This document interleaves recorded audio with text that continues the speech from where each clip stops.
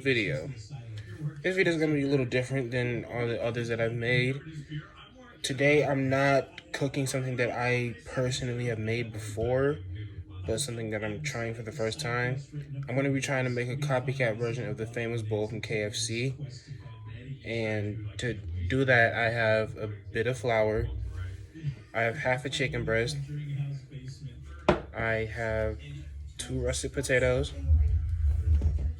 bit of parsley, garlic powder, onion powder, little Creole seasoning, some gravy, and a can of corn. I don't have the cheese out yet because I'm going to do that part last. You're going to put shredded cheese on top at the end. What you want to do first is you're going to want to cut up your russet potatoes. Now, when cutting your potatoes, you're going to cut them in half, and then take that half, cut it into 3 parts. And then once you have those 3 parts cut, you're going to make 2 more cuts on the long side. So you're going to cut. Now, when you're cutting your potatoes, you're going to cut them in half. You're going to cut that half into 3 slices, and you're going to cut those into chunks. You're going to make 2 cuts. Once you have them all cut up, they're going to look like this. And what you're going to do next is you're going to boil these until fork tender in a bit of salt water. Now we're moving on to the chicken. What you want to do with the chicken first, please, for the love of God, I cannot stress this enough. Make sure your chicken is washed. Make sure you have as much fat off as you can trim off. Nothing irks me more than people that don't wash their chicken. Anyway, what you're going to do with the chicken is you're going to cube that up and you're going to throw it in the food processor. If you don't have a food processor, I'd rather you buy ground chicken so that you already have it prepared. Okay, once you have your chicken all prepared, you're going to want to add the seasonings to the flour and you're going to mix that in. And you're going to make sure it's thoroughly mixed so it's all cooperated in with the flour.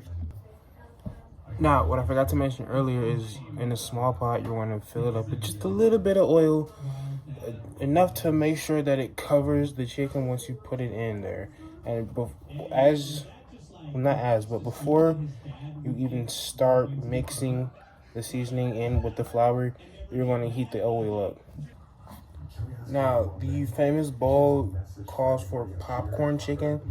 An easy way to do that is just take a bit of chicken and you're just going to want to roll it up into a nice small amount like this. Drop that in your flour. Make sure that every bit of the chicken is covered in flour. Now, if you want to make it extra crispy, you're going to make an egg wash, which is just an egg with a bit of water in it. The littlest bit of water. You do not want to have too much water in there. Now, once the egg is fully covered, you want to make some more of those and just drop it in your oil. Once you have all your chicken into the right shape, next thing you want to do is you're going to carefully place these in your oil and let those cook until about golden brown. While the chicken is done, you're going to make sure that your potatoes are nice and fork tender. I don't know if I mentioned this earlier, but fork tender means that you're able to stick a fork in the potatoes without having to use as much force. Now, what you want to do for making the mashed potatoes is put the potatoes in a separate bowl and take your fork or a potato masher if you have one and just start mashing those as much as you can. You don't want any chunks to be left in there at all. Now, while your potatoes are still hot, you want to add just a little bit of butter in, a little bit of milk. Let's see, less than a teaspoon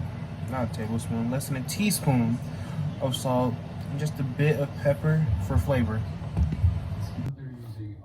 Okay, now that your chicken and potatoes are done, you're going to take your corn in a clean bowl, pour the corn into the bowl. You can pour the juice off if you want to, that is completely optional. And you're going to either throw that in the microwave or with the juice in, you can cook it on the stove, but I'm going to throw it in the microwave until it's hot enough. Okay, I took the corn out the microwave. I forgot to record the amount of time to put the gravy in the microwave. You're going to put them both in the microwave for about a minute each. Now, for the assembly, you're going to want to do your mashed potatoes, your chicken, bit of corn, drizzle some gravy on top, and sprinkle some cheese on top. I'm going to show you what that looks like right now. And here is the finished product. Now, as you can tell, some of the cheese did melt. That is because I put it in the microwave. If you want to put it in the microwave, you can just put it in there for about 45 seconds and it'll melt just like that. And enjoy.